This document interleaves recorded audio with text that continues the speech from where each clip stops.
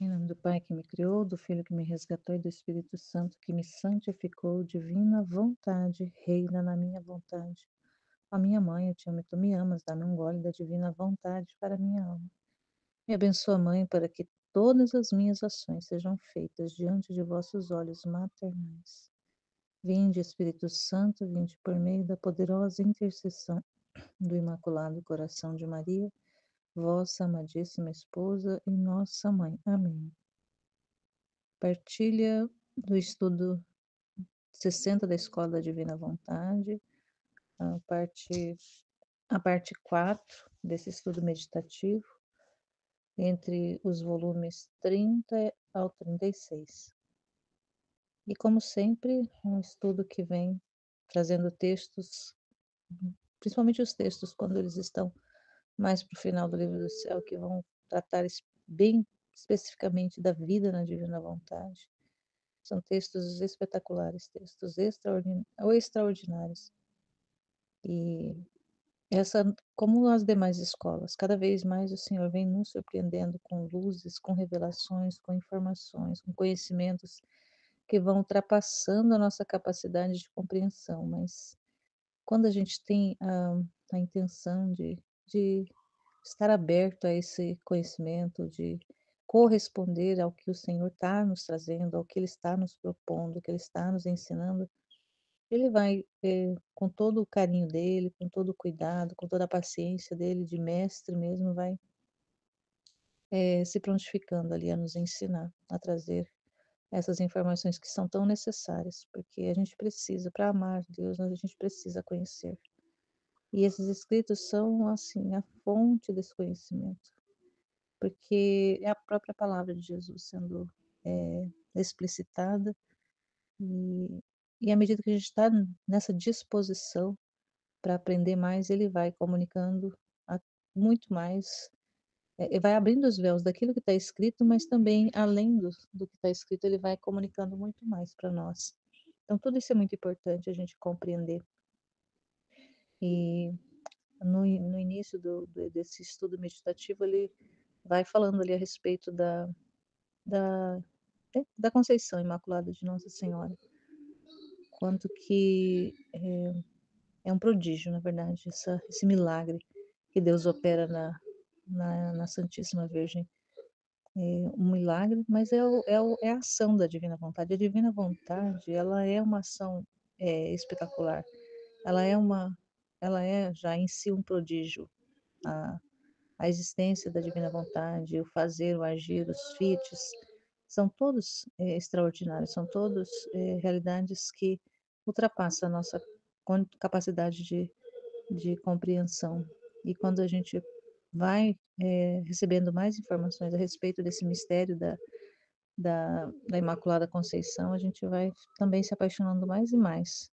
Não só por Nossa Senhora, por saber que ela foi essa destinatária de tantas graças, de tantos bens, mas aquele que operou nela, que é o Fiat de Deus, que é o Faça-se de Deus, esse poder gerador de vida e garantidor de toda a vida em si, de tudo que existe, é Ele que é o grande operador, o grande autor, o grande mestre de toda essa obra.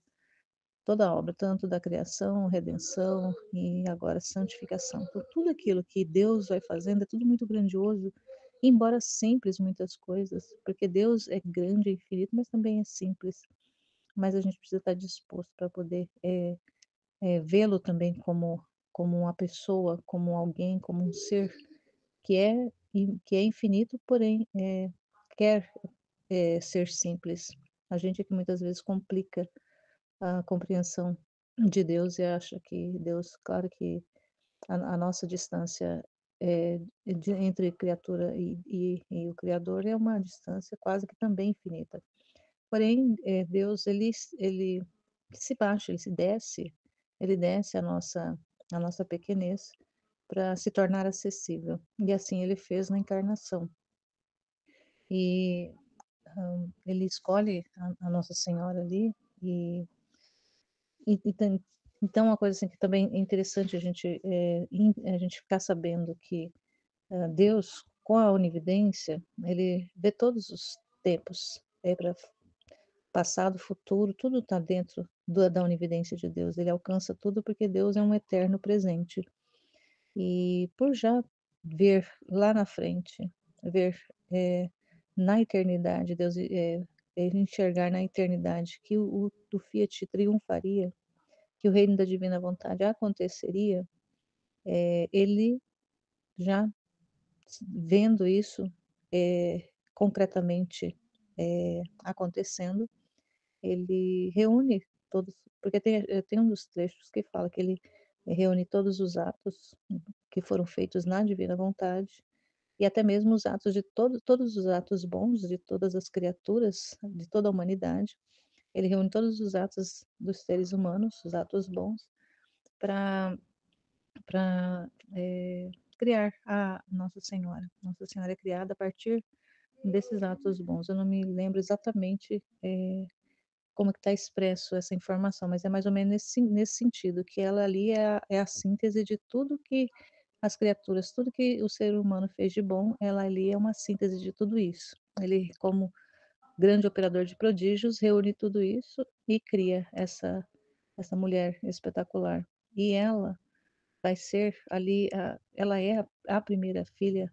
Ela não é a pequena filha da Divina Vontade, porque a pequena filha da Divina Vontade é a Luísa, mas ela é a primeira que depois de 4.000 anos vai ter, né, vai receber esse depósito da Divina Vontade, porque ela viveu desde a sua concepção até a sua morte e assunção, ela viveu plenamente na Divina Vontade, sem nunca dar um ato de vida à vontade humana, conforme ela mesma revela no livro dos 31 dias com Maria. E ela foi esse paraíso de Deus na Terra e que possibilitou a encarnação do Verbo. Se não fosse o prodígio que a Divina Vontade realizou nela e a Divina Vontade estar de posse da vontade da Nossa Senhora, e a Nossa Senhora também ter a posse da Divina Vontade, se não fosse por causa disso, o Verbo não poderia ter descido à Terra, não poderia ter se encarnado no seio de uma criatura.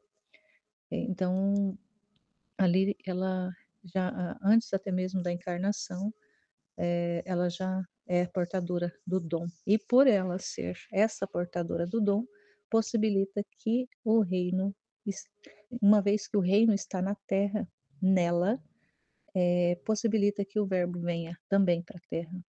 E ele, ao assumir a humanidade, uma natureza humana, ele também vive na divina vontade. Então, nesse tempo em que Jesus vive na humanidade, ele e Nossa Senhora, os dois, têm a posse do dom da divina vontade. Os dois vivem nessa, dentro dessa realidade. O reino está dentro dos dois. Ela sendo criatura e ele sendo o criador, mas dentro de uma natureza humana, dentro de uma humanidade. Os dois sendo esses portadores, depois de 4.000 anos, desse dom suspenso, em que os antecessores viveram ali a divina vontade é que realmente proporcionava a vida, que dava todas as condições da existência de todos os que viveram antes, porém o dom não estava disponível, o dom estava inacessível durante esse tempo. Depois, quando Nossa Senhora recebe ela o dom para poder ser ali também a portadora de Deus dentro do seio dela, não só ela foi portadora da vida de Deus através do dom da divina vontade, mas ela também foi portadora de Deus de forma real, concreta, gestando o Filho de Deus. O Filho de Nossa Senhora também era Filho de Deus, então ela gestou a humanidade de Deus, gestou Deus, porque a humanidade não se separa. A união hipostática, uma vez estabelecida, não há separação. Jesus, ao se encarnar, ele se torna 100% homem, mas continua sendo 100% Deus. Então, a Nossa Senhora ali está gerando Deus dentro dela, por isso que ela é a mãe de Deus, da mãe de Deus encarnado, mas é a mãe de Deus. E aí, depois, quando os dois já não estão sobre a terra, Jesus encontra um jeito de deixar de deixar a vida divina na terra, para manter a terra, por causa dos filhos que viriam, por causa do reino que já estava ele já tinha visto que o reino, triunfaria, então até chegar o tempo do triunfo do reino, era necessário que, para que Deus não virasse as costas para a terra e a terra perecesse, e ele mantivesse a vida, girando, a vida se dando, a vida acontecendo, mantendo a vida na terra, e ele arrumou a forma que foi que Deus, arrumou foi de Jesus ficar na Eucaristia. Então, na Eucaristia há a vida divina, porque é Jesus por inteiro, corpo, sangue, alma e divindade que está na partícula da Eucaristia. Então, a divina vontade estava, dessa forma na terra. Então, também ficou na igreja, através da Eucaristia, sendo ali disponível para que as criaturas pudessem, receber dessa vida divina, nem que fosse ali 10, 15 minutos, mas estava disponível dessa forma. E aí depois chega o tempo de realmente ele devolver de forma, definitiva o dom para a humanidade, e ele escolhe a Luísa ali para ser essa depositária, devolver esse dom definitivamente para a terra, para as criaturas. E Deus ele vai trabalhando como um empreendedor, como um empresário, como alguém que empreende uma atividade, ele estabelece, ele decreta essa atividade que seria, reinar nas almas, reinar nas criaturas. Ele estabelece esse empreendimento e vai trabalhando. Trabalhou 4.000 anos antes de o dom ser devolvido à terra, trabalhou na criação, de forma sem contar com a participação do ser humano, ele trabalha, na criação, inclusive criando o homem, e o homem não participa, é só Deus quem está criando, é a divina vontade sozinha, sem a participação da criatura, em tudo que ele criou. Depois, na redenção, ele inicia, ele conta. Depois, na verdade, até antes, ele já conta com a participação quando ele vai enviando os patriarcas, os profetas, o Espírito Santo trabalhando de forma pontual em alguns escolhidos, para que esse povo se mantivesse. Então, ele foi mantendo a terra, mesmo o dom da divina vontade não estando disponível, ela estava, concorrendo com a existência da terra, do ser humano, de toda a criação. E e aí esse empreendimento em que Deus trabalha, trabalha, trabalha, trabalha, e ele foi trabalhando, trabalhou esses 4.000 anos quase que sozinho, ele teve ali auxílio de um e de outro, mas também era tudo por graça dele, mas era ele mais que trabalhava, trabalhava. Depois na redenção ele conta ali com a cooperação, com a colaboração de Nossa Senhora, depois também com a vinda do Espírito Santo, o derramamento do Espírito Santo em Pentecostes sobre os apóstolos, ele passa a contar, ele estabelece a igreja, cria, né, funda a igreja em Pedro, e a igreja nasce ali em Pentecostes, e ele começa a operar dentro da igreja. Planta essa árvore e essa árvore começa a se desenvolver, começa a germinar, começa a crescer, começa a se desenvolver. E ele, assim, contando já com um pouco mais de cooperação dos apóstolos, dos discípulos, dos missionários e da igreja, de toda a realidade que vai sendo, que vai crescendo dentro da igreja, a igreja vai crescendo, vai se desenvolvendo também.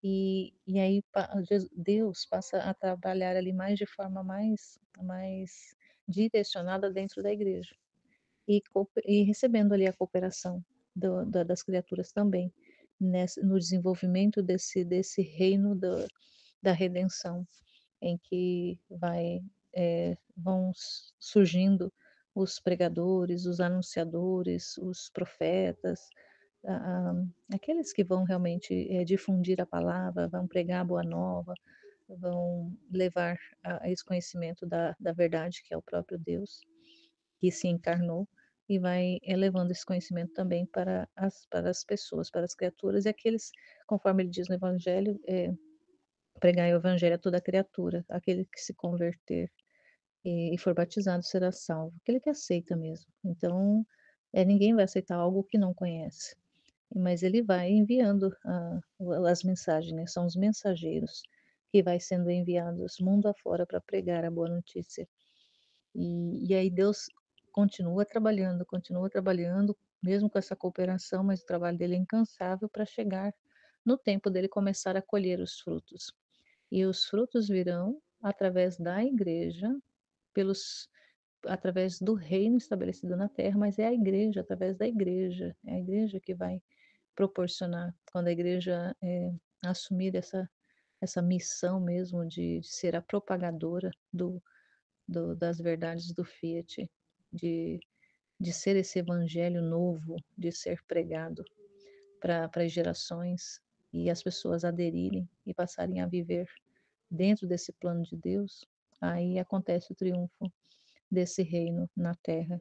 E nesse tempo agora em que já tem filhos da divina vontade na terra, depois de Luísa começaram a surgir os filhos.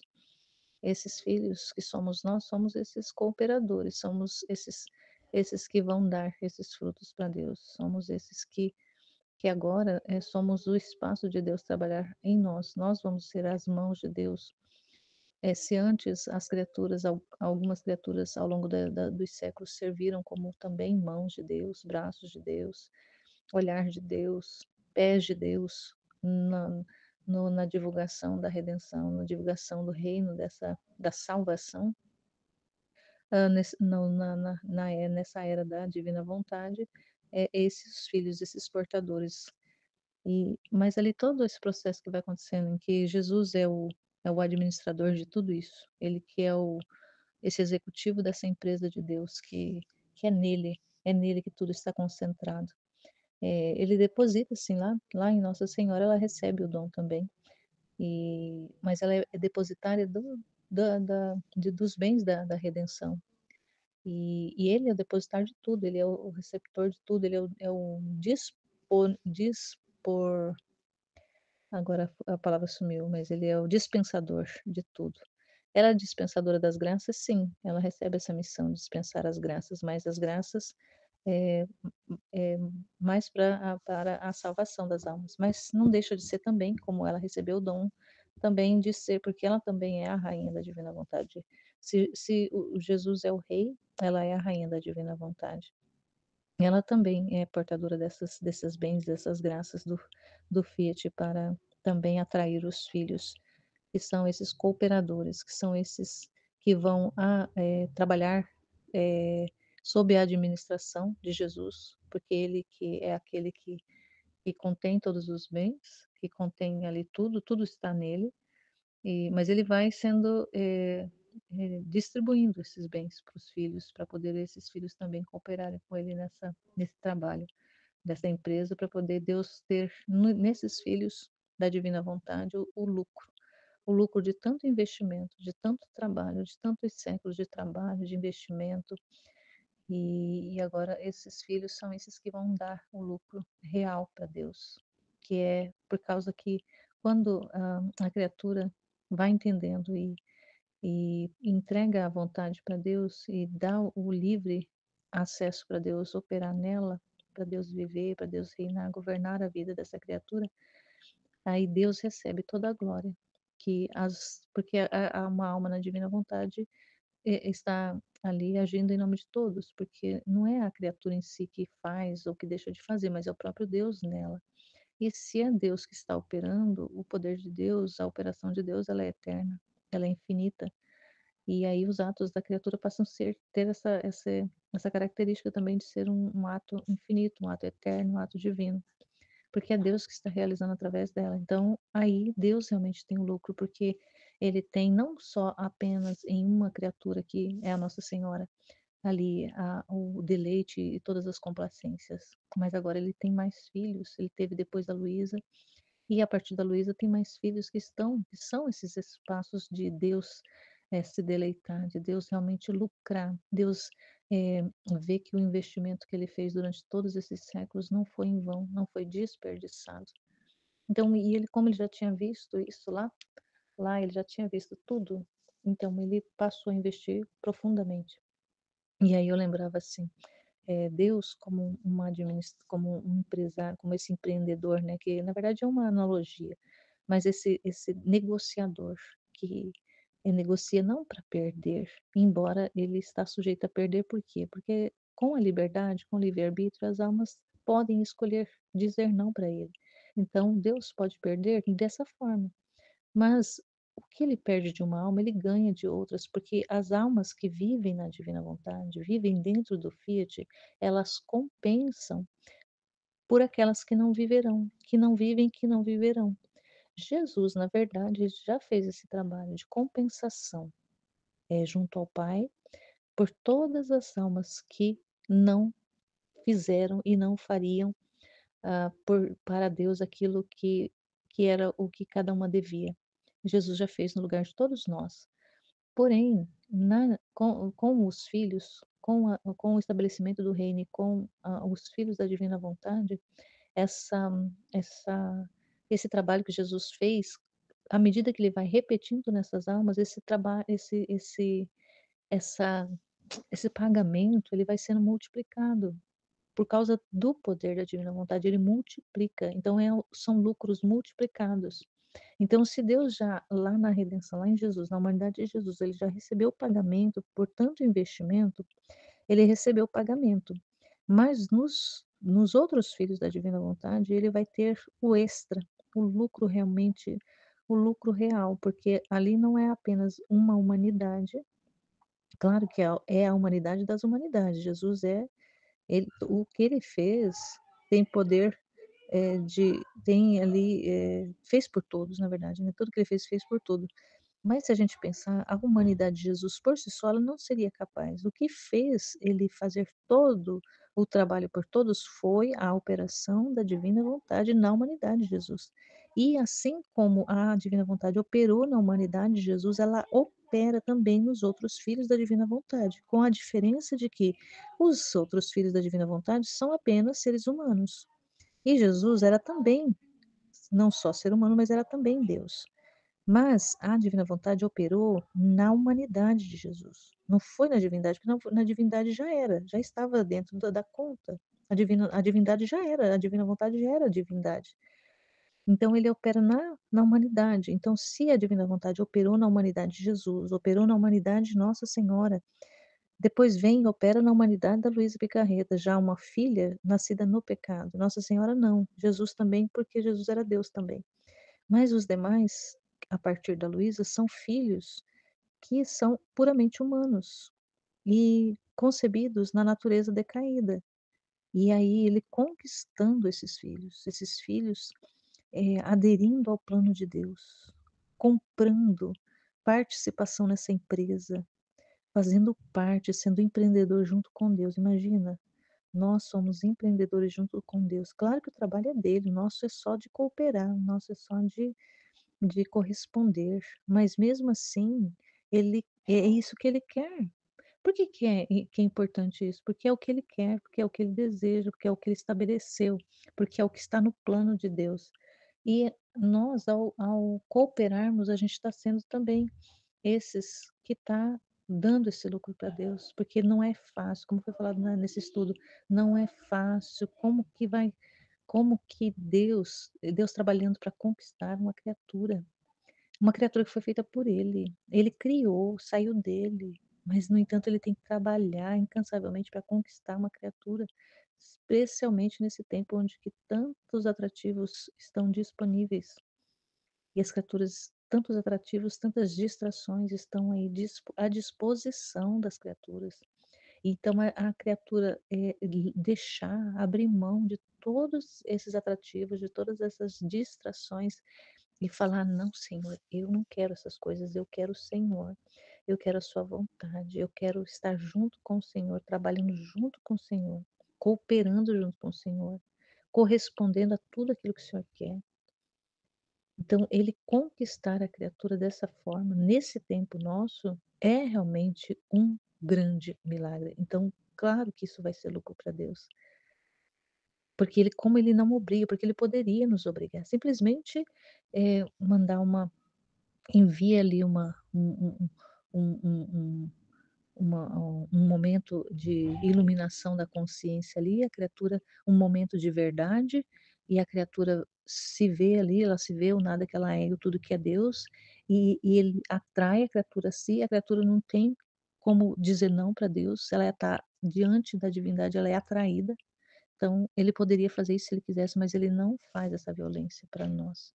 Ele vai conquistando, vai enviando mensageiros que muitas vezes, são essas verdades, são essas luzes, são esses mensageiros que ele vai nos enviando e vai nos atraindo. E a gente vai aderindo de forma consciente, de forma: "Nossa, Senhor, eu estou entendendo, então eu quero isso". Então não é ele nos impondo, mas é ele convidando e nós aderindo. Então esse realmente é lucro para Deus. E ao fazer esse trabalho junto com Deus, o quanto de orvalho benéfico que vai sendo produzido, e esses orvalhos benéficos vão sendo derramados na terra, nas almas, e e esses orvalhos vai buscando as almas, atraindo outras almas que estão dispersas, que estão nas trevas, que estão no pecado. E e e aí, à medida que essas outras almas, se elas tiverem disposição, elas vão receber desses orvalhos e vão também, de alguma forma, se modificando, convertendo, se voltando para Deus, se tornando melhores. Então é muito lindo esse trabalho de Deus, esse trabalho de realmente, fazer, acontecer. E nós saber que a gente faz parte disso, estamos fazendo parte disso, não porque a gente mereça, não porque a gente seja melhor do que ninguém, não porque a gente tenha algum algum atrativo a mais, não, mas porque de alguma forma ele nos escolhe, em algum momento ele foi nos atraindo, foi enviando esses mensageiros e até mesmo, por que não dizer orvalhos, fomos tocados por orvalhos benéficos produzidos por outras pessoas que vieram antes de nós, ou até mesmo que que são contemporâneos nossos, mas que ao viverem com a sua vontade entregue ao Senhor, os atos delas foram produzindo orvalhos. E até mesmo os orvalhos que a própria Santíssima Virgem Maria produziu durante o tempo que ela esteve na terra. Ela, Jesus, tudo que eles fizeram na divina vontade alcança todos os tempos. Então, se a gente pensar que o que é feito na divina vontade, ela transcende espaço e tempo, é atemporal, é eterno. Então, assim como a própria Nossa Senhora é fruto dos atos dos filhos e de todas as pessoas que fizeram atos bons, ela é resultado disso. Nós também somos resultados dessa vida que ela viveu, que Jesus viveu na humanidade, que a Luísa também viveu durante o tempo em que ela esteve na Terra e que viveu na divina vontade. Todos nós somos frutos.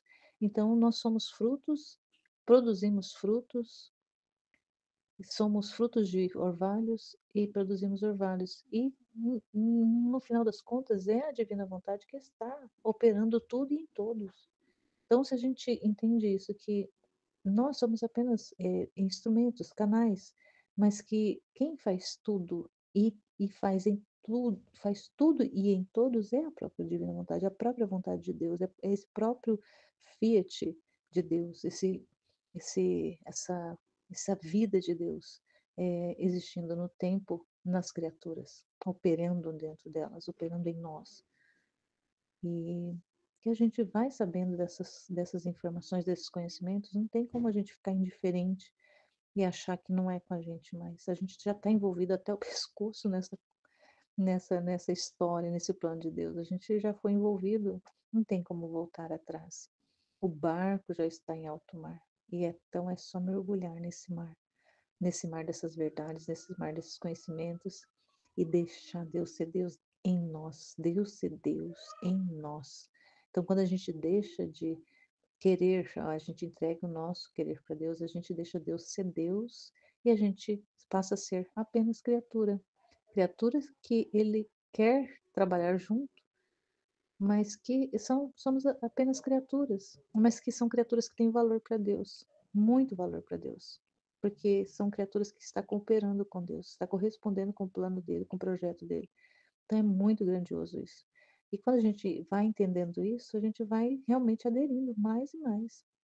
E vai pedindo, Senhor, eis-me aqui, me ajuda a me entregar mais, me ajuda a confiar, me ajuda a ser e corresponder àquilo que o Senhor aos seus propósitos, a ser esse espaço da sua vida de forma concreta e real, e não apenas intencional, não apenas na intenção, não apenas, de forma, teórica, mas de forma real e concreta. Eis-nos aqui, eis-me aqui. Amém, Fiat.